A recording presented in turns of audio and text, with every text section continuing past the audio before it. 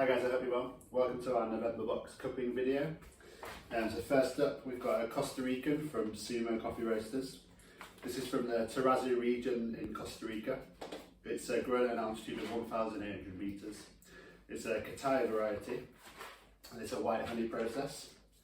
Taste notes of this one are bright orange acidity, a creamy mouthfeel, and a maple syrup-like sweetness. Second up, we've got another one from Crankhouse. This is a batea, villamaria anoxic natural. It's from Colombia. It's from the Caldas region. It's an orange Castillo and Colombia variety. From the taste notes, this one is cherry, orange, and blackcurrant. But to me, this one has like a punchy grapefruit-like acidity. This one is an anoxic natural process, which I've never tried before. But basically, that's similar to the natural process in that they lay the cherries out untouched, just in cherry form, and they put a plastic sheet over the top, cover that with water, and obviously the fermentation process creates heat, so the water cools that down, which means you can ferment it for longer. So this coffee is quite boozy. So I've ground 12 grams of each of these up, so I'm just going to smell them first. So with the Crankhouse, straight away you can smell kind of boozy, fermenty. You can tell it's been through some fermentation. And it smells like a citrusy kind of acidity to me. Then with the sumo, smells much sweeter. Not getting as much kind of acidity or funkiness from this, even though it is a white honey process, it has had some fermentation. Smells much cleaner. Almost smells a bit kind of sherbety, like lemon. And so I'm just going to quickly add some water to these and then I'll start cupping them. So 4 minutes is up now. Just for reference, I've got 12 grams of coffee and 220 grams of water in each of these. I've let it brew for 4 minutes. I'm just going to break the crust now. If you do want some instructions of how to set up a cupping, if you go on the website, on the blog, find the one for November coffees, and there's some detailed instructions in there of how to set up a cupping. So that one to me smells a little bit intense, a little bit less intense, sorry, than just the ground coffee on its own. Try the sumo. And that one really, I'm just getting loads of sweetness.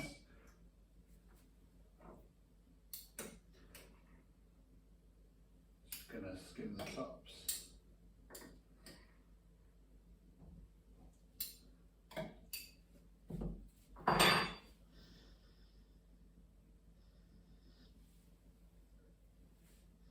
So still getting nice boozy smells from this one. This one smells much more mellow, sweeter, almost brown sugary.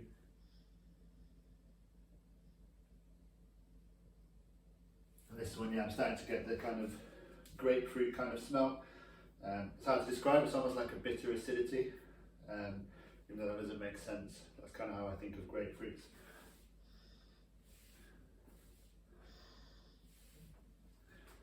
So I'm just going to wait till around 9 or 10 minutes and I'm going to cup them and I'll talk through what I tasted each one. Cooled her up about 10 minutes now. In that time I've managed to unload and reload the dishwasher. So husband points for me. So I'm going to start cupping the coffees. If you've never done a cupping before, I'd highly recommend you do it, especially if you've got two coffees that you're brewing. It's a really good way to compare two coffees not affected by brew method or technique or grind. They're on a level playing field, so it's a really good way to taste them. It's also really good because when you come to brew the coffees, it'll give you some kind of level to expect from each coffee. So for example, if when you're cupping you taste one that's really acidic and you really liked that, and then when you brew it, it's not acidic at all, you know you've probably got something wrong with your brewing and you probably want to extract a little bit less. So I always do this when I have two new coffees, just so I can give them a good compare. So I'm just going to taste both of them to start with, without really thinking about much, just to taste, excuse the slurping.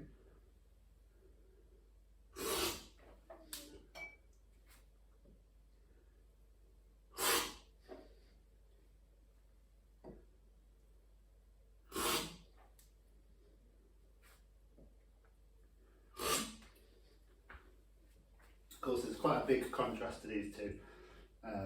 The Crankhouse for me straight away is really punchy, in your face, interesting, boozy. The sumo's much more mellow, more gentle, but also very complex. So I'll go through and compare the acidity of each first.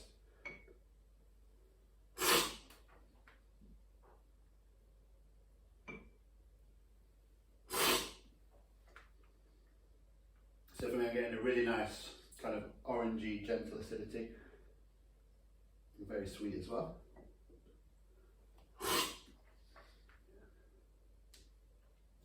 And with this one, the acidity is much more in your face, kind of punchy, and really reminds me of grapefruit. I guess also a bit orangey as well, but for me it's a little bit more intense than that, a little bit more sharp.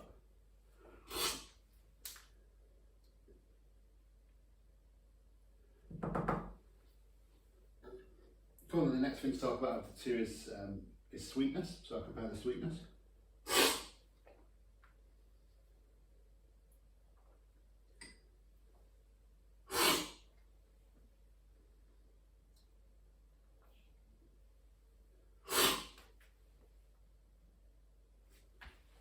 So for me the sumo is the sweeter of the two. Some of that I think is to do with the mouthfeel. It's quite creamy, and it feels like that sweetness kind of really lingers on the tongue. It feels almost like sticky and syrupy texture.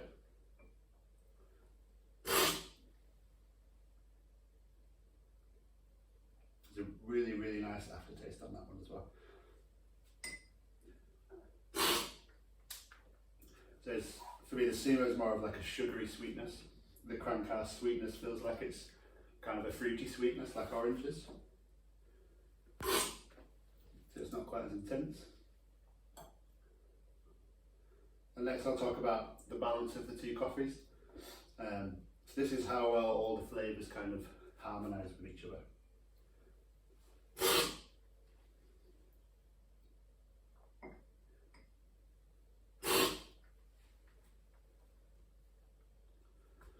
So this is pretty close.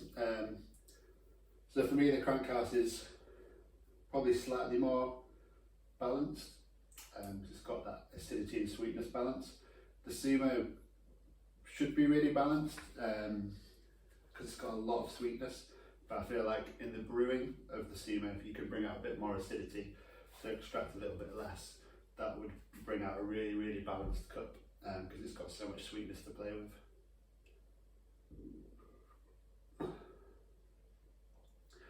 Cool, and then finally I'm going to talk about complexity. So that's just which one has more layers of flavours.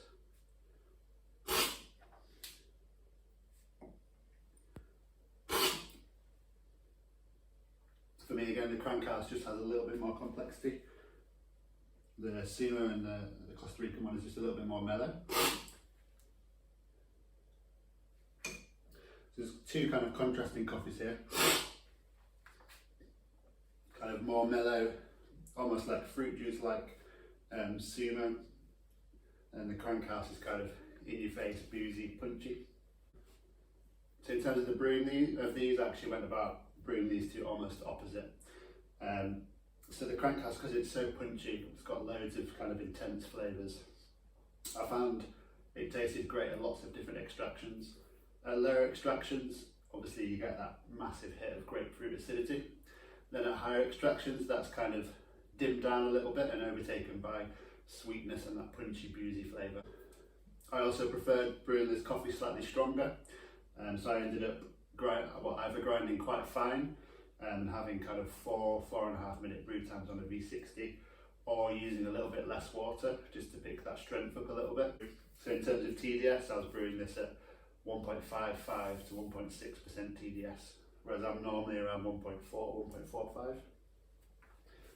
And then with the sumo, like I said when I was cupping it, I wanted to bring a little bit more acidity out of this. So I actually ended up reducing the ratio and grinding quite coarse. So I ended up brewing this on 15 grams in to 240, 245 mil out. So that reduces the extraction a little bit. But I was finding it was a bit strong with that tighter ratio. So I found coarsening up the grind quite a lot. ending up with kind of 2.5 minute brew times, which is really fast for me. Normally I'm above 3 minutes. So yeah, having the 2.5 minute brew time alongside the slightly tighter ratio meant that you extracted less and also ended up with quite a weak brew, which I think complements this coffee really well because it's quite mellow and it allows those kind of delicate orangey maple syrup flavours to really shine. Anything too strong with this coffee and I felt like that was overpowered and you lost that delicateness. So with this one I was brewing at kind of 1.3 to 1.35 TDS, and again that's a little bit below where I normally brew. And that was just because I felt like at that strength those flavours were allowed to shine. And so if you bought this month's box, I really hope you enjoyed the coffees. Please join the forum and chat to us about how you've been brewing them, because it's always nice to hear how you guys are getting on. Thanks for watching.